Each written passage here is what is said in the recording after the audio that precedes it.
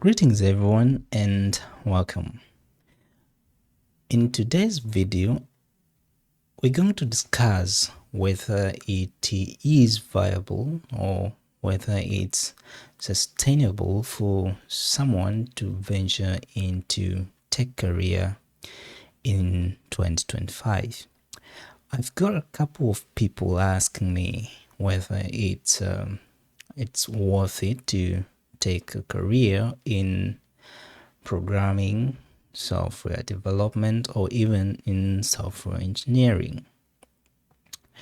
And all these questions arise because there has been a hype surrounding the emergence of the artificial intelligence. And some people are feeling that the AI has come to overtake the tech industry, and the people who would be otherwise working in these tech industries, then they will be eliminated or they will be done away by the artificial intelligence. And I think to some extent, some people have been coming up with the information that is misleading and misguiding the others, people who don't want to get into tech industry. What I would say is, instead of us viewing the artificial intelligence as a competitor, there are other ways that we can have the view. For example, the view that I have.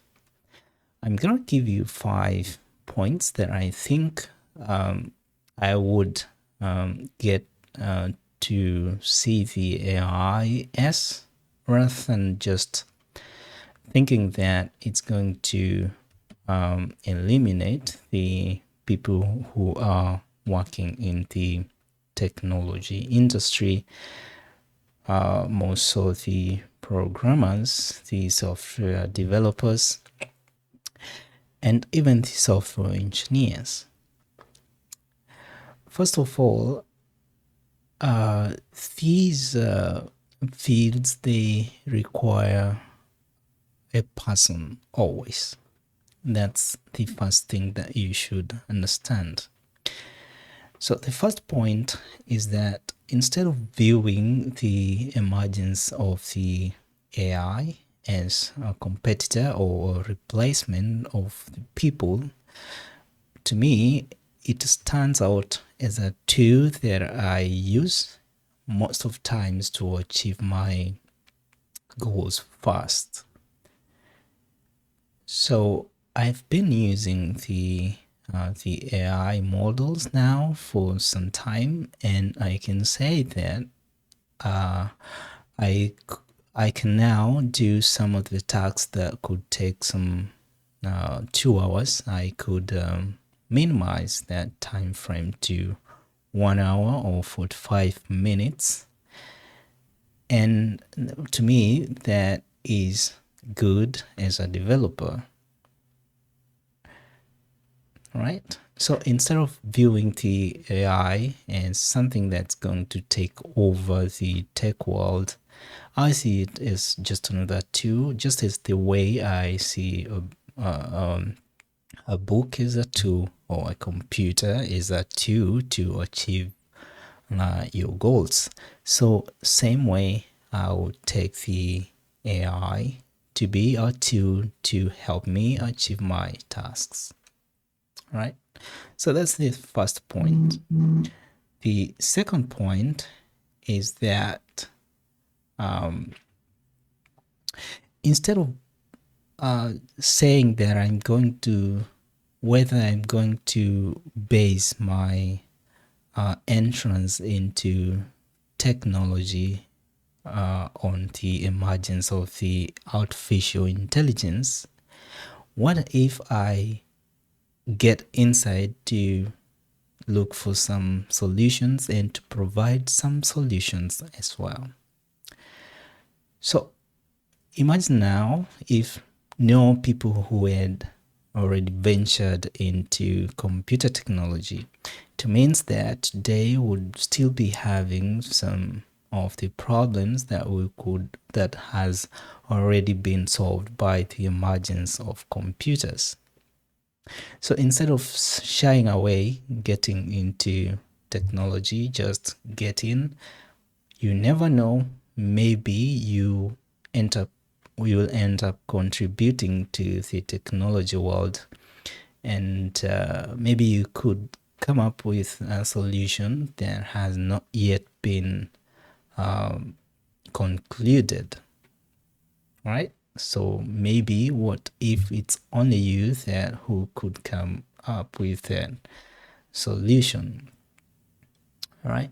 So instead of basing your entrance into technology, then just come and contribute your ideas, maybe your applications, maybe your projects, your research. Maybe you're going to get people far from what we have now. You never know. So that's another point. You come and contribute what you can contribute. All right. Another point that I would make or that I would argue is that unlike human beings that have the constructive thinking, the emergence or the existence of the artificial intelligence should be handled with care. I've used a lot of models up to now, and all of them, they can be guided. So if you guide a model that you guide it to the wrong way, it's going to give you the wrong answer. If you guide it then to the correct way, it's going to give you the correct answer. So it means that whichever way, if you do not know how your answer is propagating or how your problem is propagating, then you're not going to get the answer that you're looking for from the AI. You have to understand correctly the problem that you're trying to solve so that you can guide the artificial intelligence models to solve your problem. And for me, understanding the problem is the most important thing, even more than solving the problem. If you understand the problem and you have the idea on how you can solve the problem, then the coding part or the structure part is not a big deal, right? So if you're intelligent enough to be able to have solutions, it means that the amount of time that you're going to spend getting solution to those problems, then it's going to be reduced, right? And that's the other point. And just before we go to the fourth point, let's go and get to the sponsor of this video today. And today's video is sponsored by the Lidta direct printing plugin, right? So the direct printing plugin, what it does, it prints from the browser directly to your local printer.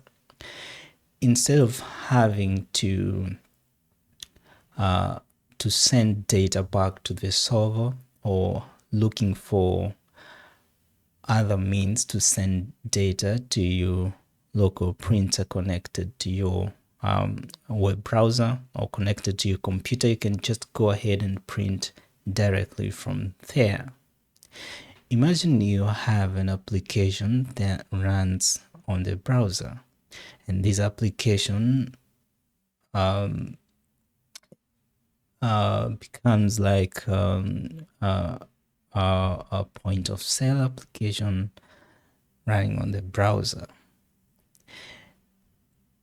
Initially or technically, it's very hard for your customers to print their bills on the machine, on the local printers attached to their machine. But now, using this direct printing plugin, you can print from any browser to any printer that is attached to you, to your computer.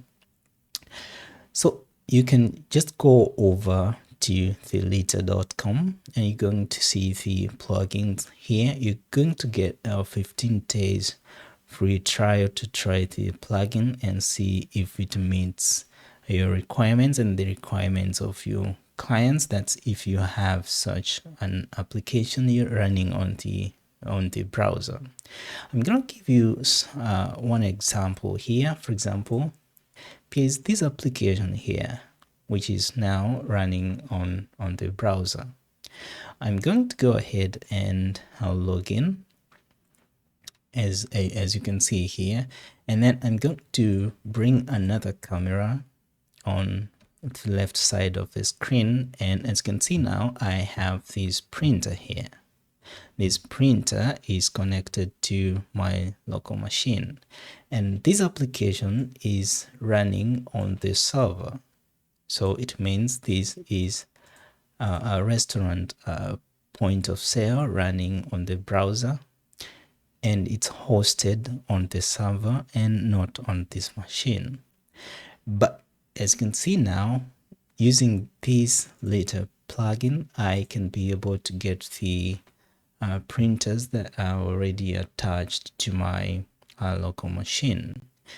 And if I were to add some items on the cart here and go ahead and save that, so I'm just going to lift my thumbnail just for a moment so that I can see the printing button here, and you can see here, and go ahead and print that.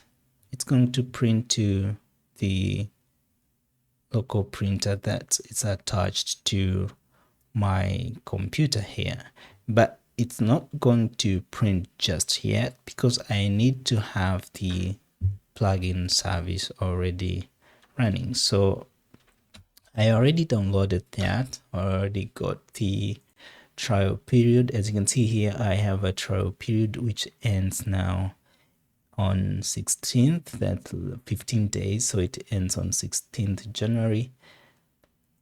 And let me just go ahead and run the plugin here. As you can see now, my subscription is active, and I can just go ahead and try to print that. So again, I'm going to try to print that.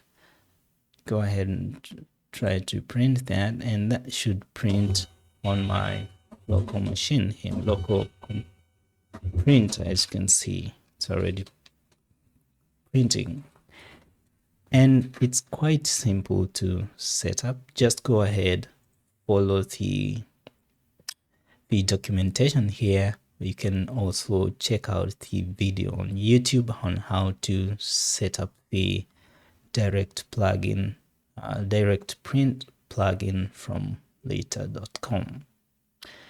All right, so that's the plugin that we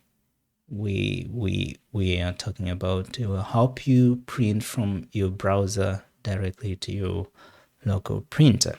All right, so let's just go back to the fourth point on whether to take or take career in 2012, in 2025, or not to take career in this year. So another point is the amount of work that is present in the tech industry is enormous, is too much, and cannot be solved by the artificial intelligence alone. Right?